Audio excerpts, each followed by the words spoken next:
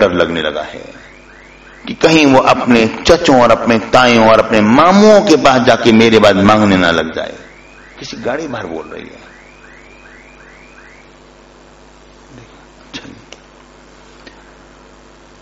مجھے اس بات سے ڈر لگتا ہے. تو معاملہ یہ کہ سیدنا صدیق اکبر رضی اللہ تعالیٰ عنہ کی وصال کے بعد حضرت عمر بن خطاب رضی اللہ تعالیٰ عنہ عدت گزرنے کے بعد حضرت اسماء بنت امیس سے پیغام نکاح بھیج دیا اور شادی ہو گئی. شادی جب ان کی ہوئی تو اس کے بعد پھر حضرت اسماء نے سیدنا صدیق اکبر رضی اللہ تعالیٰ عنہ کے وہ بستر کو درست کیا اور یہ کہ سیدنا عمر بن خطاب رضی اللہ تعالیٰ یہاں پر آ کے بیٹھیں گے ان کے بستر پہ. جس طرح ہوتا ہے دوستو کہ شوہر ظاہر آتا ہے اس کے لیے بستر تیار ہوتا ہے وہاں پر وہ بیٹھتا ہے اس کے لیے الگ چارپائی الگ بستر ہوتا ہے جو بھی سونا جو بھی ہوتا ہے. تو حضرت عمر بن خطاب رضی اللہ تعالیٰ نے کہا میں اس شخص سے پناہ مانگتا ہوں کہ میں ابو بکر کے بستر پر بیٹھوں. تو حضرت اسماء نے کہا پھر آپ نے شادی کیوں کی تھی؟ انہوں نے کہا کہ میں نے شادی اس لیے کی تھی کہ آپ سے کچھ ایسے سوالات کرنے تھے کہ جو ممکن تھا کہ آپ بغیر نکاح کے مجھ سے پردہ کر جاتی اور حیا کرتی اور آپ مجھے نہ بتاتی. مجھے صرف یہ سوال کا جواب چاہیے، یہ بتلائیے کہ ابو بکر کی راتیں کیسے گزرتی تھیں.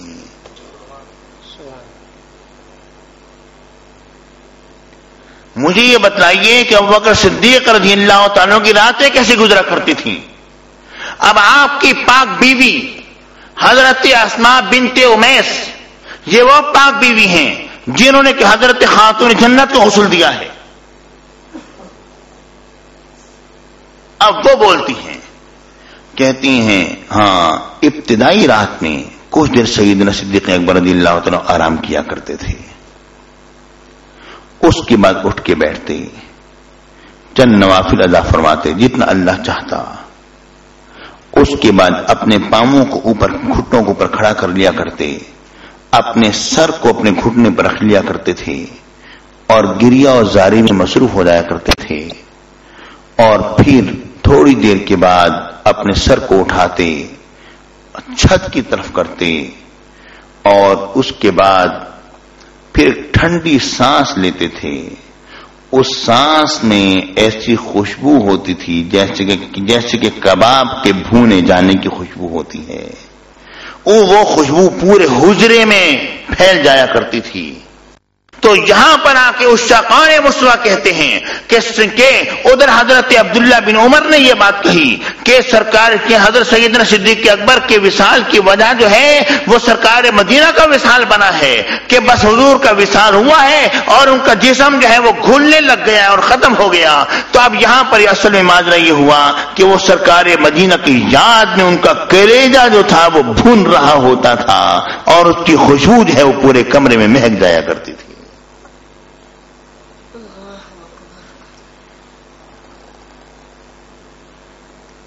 میرے آقا سرکار مدینہ نے ارشاد فرمایا من اراد ان ينظر الى عتیق من النار فلينظر الى ابی بکر. جو سے یہ چاہتا ہے کہ کسی ایسے شخص کا دیدار کرے جو جہنم کی آگ سے بالکل آزاد ہے، اسے چاہیے کہ وہ ابو بکر کا دیدار کر لے رضی اللہ تعالی. ایک بڑی عجیب حدیث ہے پیارے بھائی، بڑی خوبصورت حدیث ہے، تاریخ الخلفاء میں حدیث پاک آئی. حدیث پاک میں آتا ہے حب ابی بکر و شکر واجب علی کل امتی. میرے آقا نے فرمایا ابو بکر سے محبت کرنا اور ان کا شکر بجا لانا میری ساری کی ساری امت پر واجب ہے وہ یہ کام کرے. اس کی وجہ کیا ہے؟ وجہ اس کی یہ ہے کہ سرکار مدینہ کے بعد سب سے پہلے سیدنا صدیق اکبر رضی اللہ تعالیٰ عنہ تبلیغ دین میں لگ گئے تھے اور ایسے تبلیغ دین میں لگے تھے کہ انہوں نے بڑے بڑے لوگوں کو مسلمان کر کے آقا کی بارگاہ میں پیش کیا. اور اصل میں یہی پہلے جو صحابہ ہیں ان کو ہم پر یہی تو بہت بڑی فوقیت، یہ بھی بہت بڑی فوقیت حاصل ہے کہ اگر وہ مومن نہ ہوتے تو ہم مومن نہ ہوتے. ہمارا ایمان ان کے ایمان کے مرہون منت ہے. میرے آقا حضور علیہ الصلوۃ والسلام نے فرمایا، اللہ اکبر، میرے آقا نے فرمایا کہ تم کیا ابو بکر کو چھوڑ دو گے؟ اگر ان سے تمہیں کچھ دل میں اگر کچھ شکر رنجی ہے تو تم اس کی بنا پر ان سے اعراض کرنے لگ جاؤ گے؟ اے لوگوں یہ بات ذہن میں رکھو، جس وقت میں نے تبلیغ کی اور میں نکلا، ہر طرف سے مجھے آوازیں آتی تھیں، کذبتا کذبتا کذبتا، جھوٹے ہو جھوٹے ہو جھوٹے ہو، ہر طرف سے آوازیں آتی تھیں، لیکن ایک آواز میرے کان میں آتی تھی، صدقتا صدقتا صدقتا، وہ میرے صدیق کی آواز ہوا کرتی تھی۔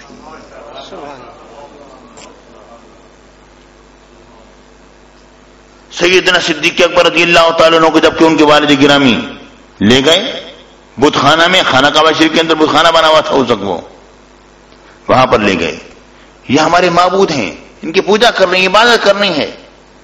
سیدنا صدیق اکبر نے فرمایا ہاں بولو، بول سکتے ہو، کچھ کھا کے دکھا دو، کھا سکتے ہو، کچھ پی سکتے ہو، باتیں کر سکتے ہو، کچھ سنتے بھی ہو، یعنی سر تو ہلا دو نا۔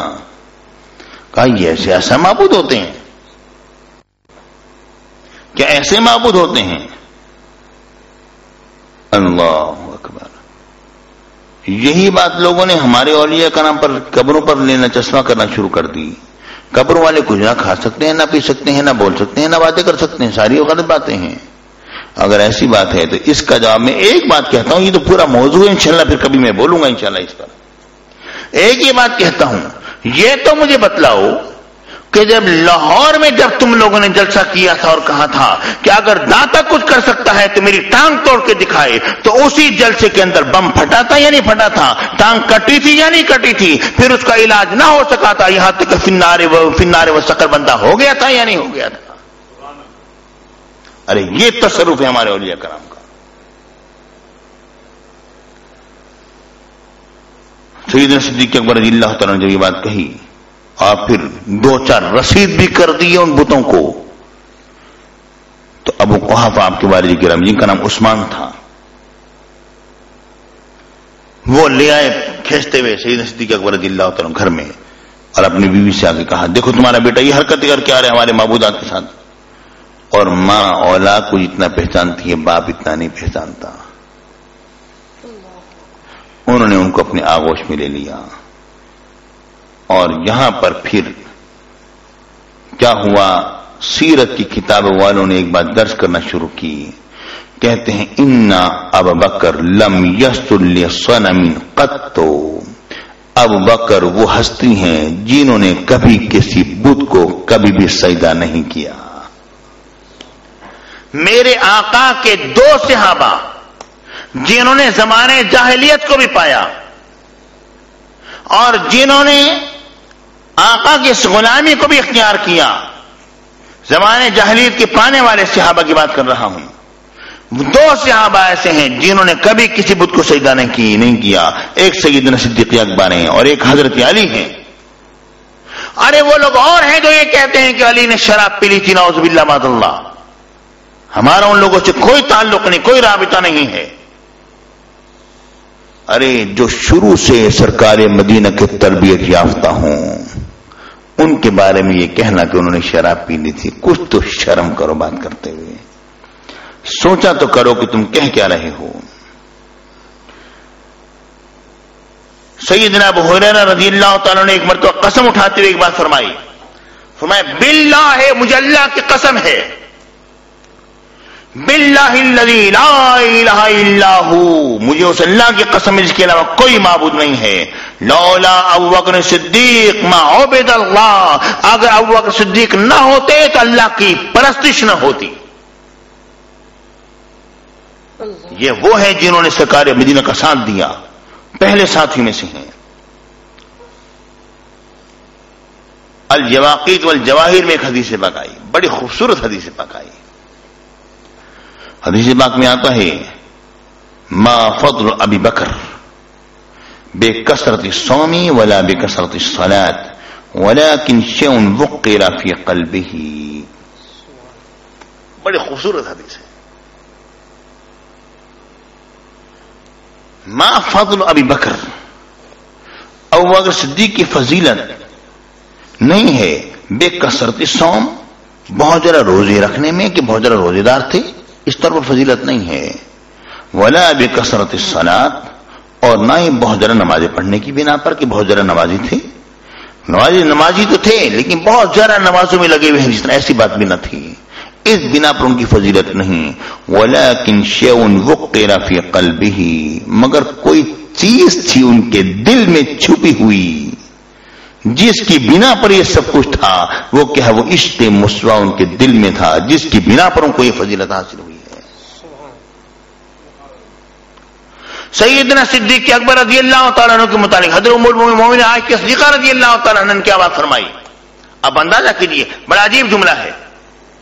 جب آپ کا ہار گم ہو گیا، اور مسئلہ بہت لمبی چوڑی حدیث ہے، بخاری شریف کے اندر ہے، میں اس حدیث کی تفصیل میں نہیں جاتا، لیکن جب سیدنا صدیق اکبر رضی اللہ تعالیٰ عنہ جب سیدنا حضرت ام المومنین عائشہ صدیقہ رضی اللہ تعالیٰ عنہ پر جب خفا ہوئے اور کہا آپ نے سرکار مدینہ کو روکا ہوا ہے، یہاں پر وضو کرنے کی جگہ نہیں ہے، پانی ہے نہیں، کیا کریں، پریشانی ہو رہی ہے، ہار یہاں پر گم ہو گیا، اب لوگ یہاں بیٹھے ہیں، کیا کریں؟